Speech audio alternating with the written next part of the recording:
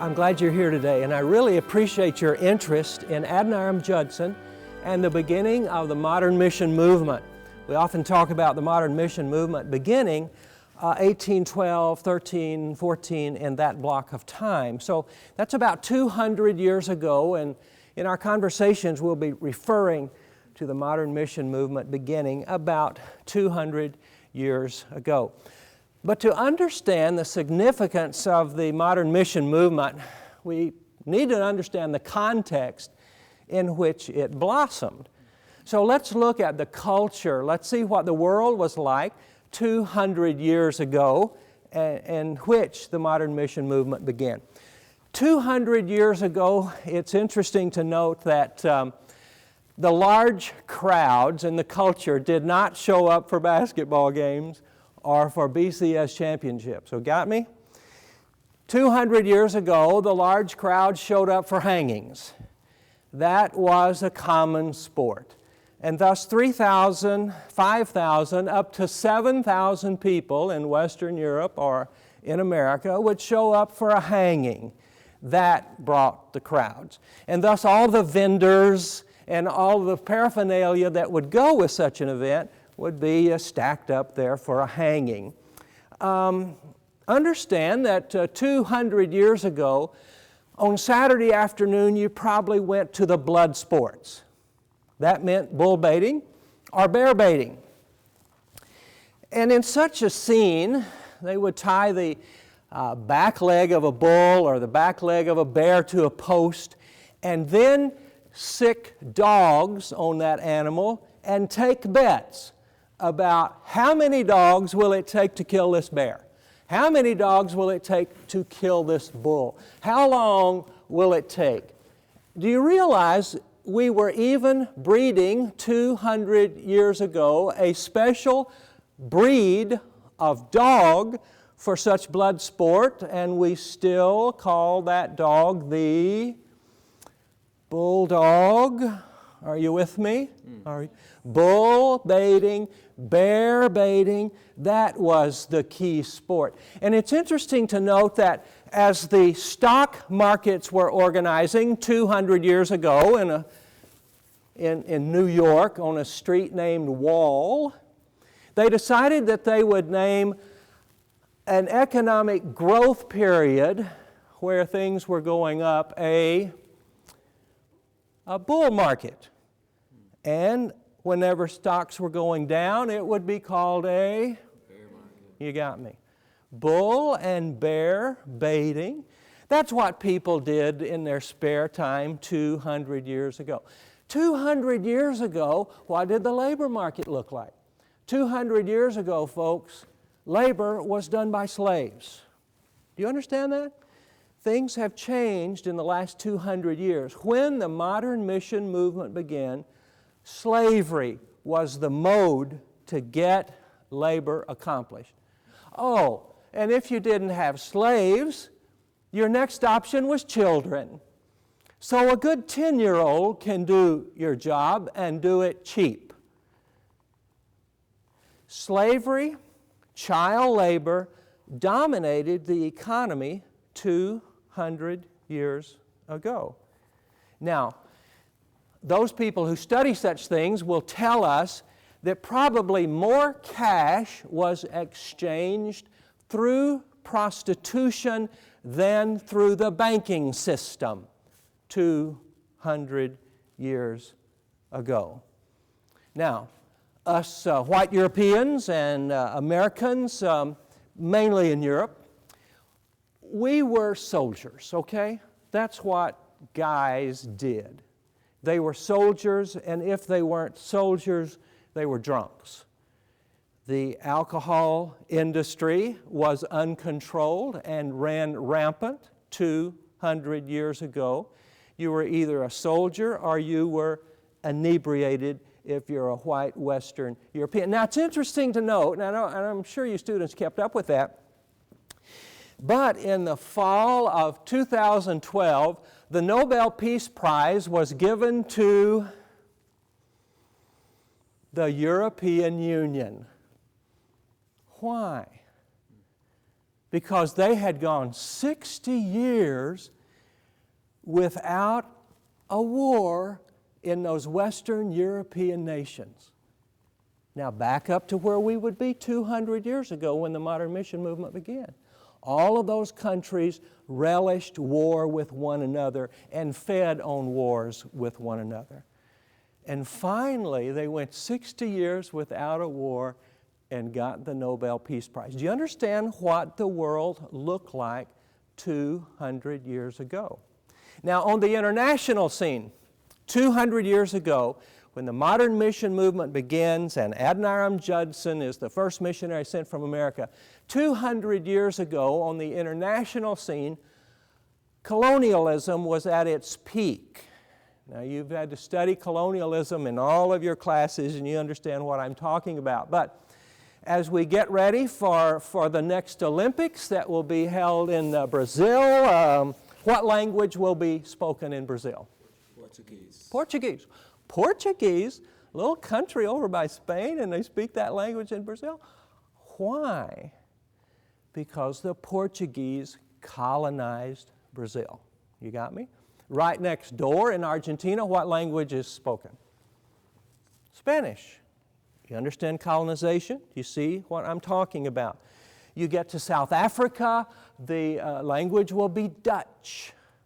Why Dutch? Well, those people from the Netherlands colonized that. You get up to the Congo, you'll find part of the Congo is based in French, part of the Congo is based in Belgian. Well, that sounds odd. No, it's the result of colonialism. All right? I'm trying to set the scene for 200 years ago. 200 years ago, theologically, let's at least give a nod to that.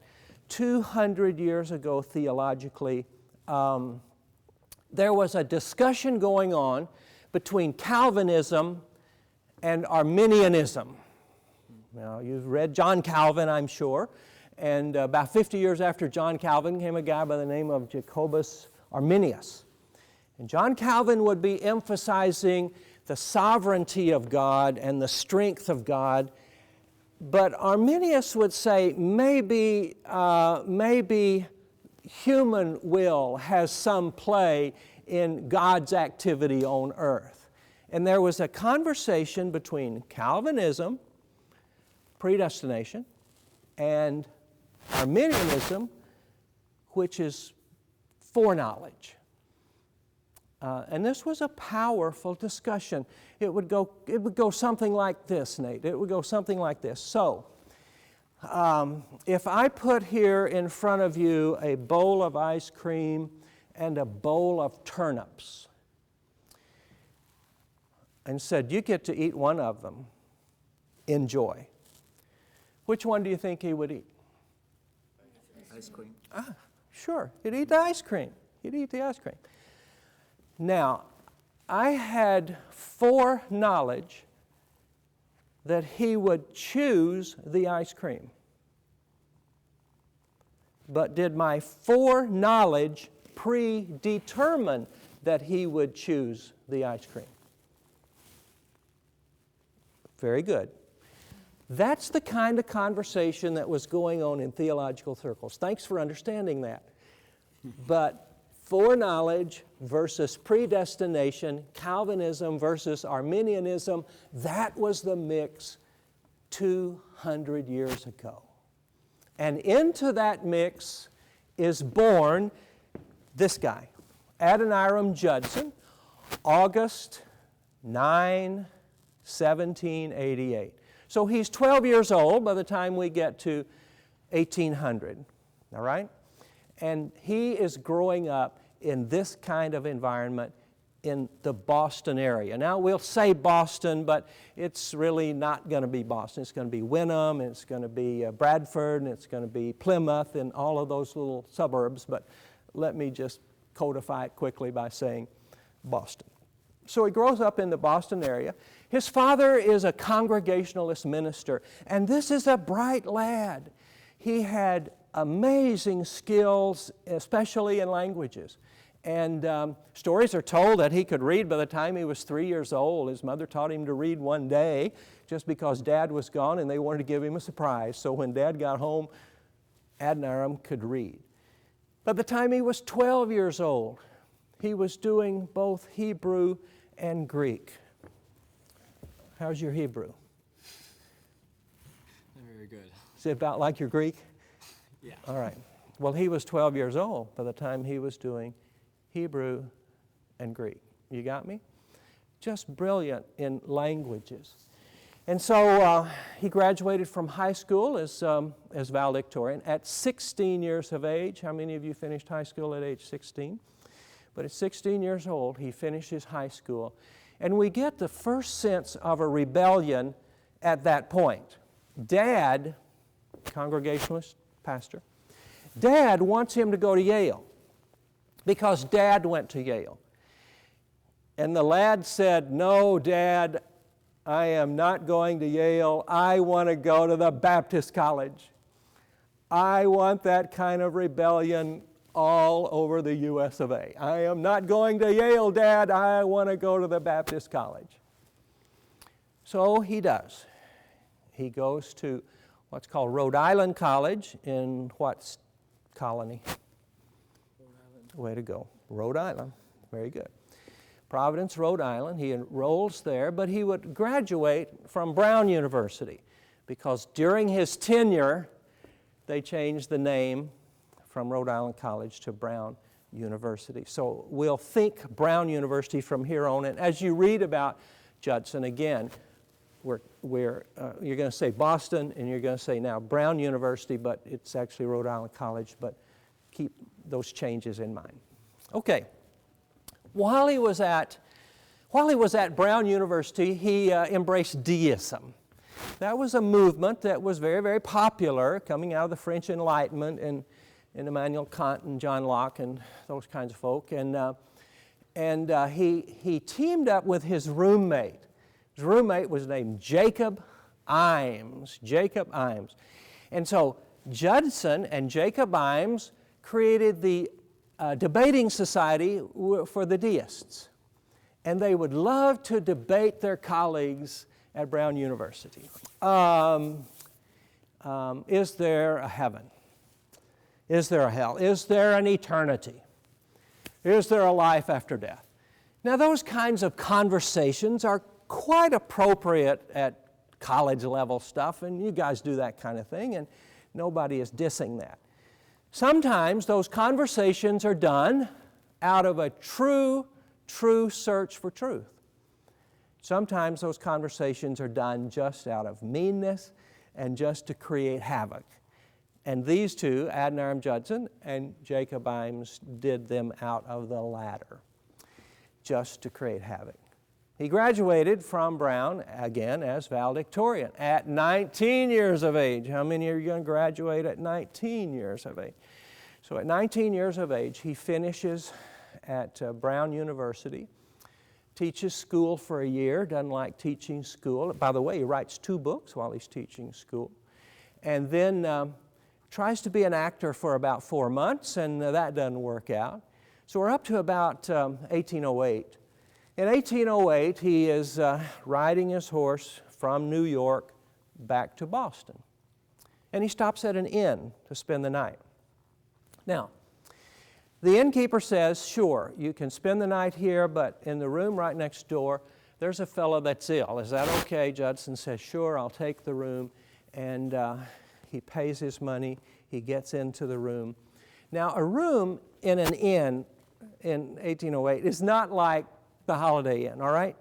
So you don't have a wall that's 4 or 6 inches thick. The room is separated by a drape or by a shower curtain or by an old sail from a ship. You understand? That's what separated the rooms. So through the wall, he could hear people coming to minister to the sick guy, and whispers and pity-pats and coughing and that kind of stuff. So as Judson gets up the next morning and prepares to leave, he asks the innkeeper, "Well, how was my neighbor?" And the innkeeper replies, "Oh, he died this morning about 4." Oh, I'm sorry to hear that. Well, who was he? Well, his name was Jacob Imes. He graduated from the university about 16 months ago.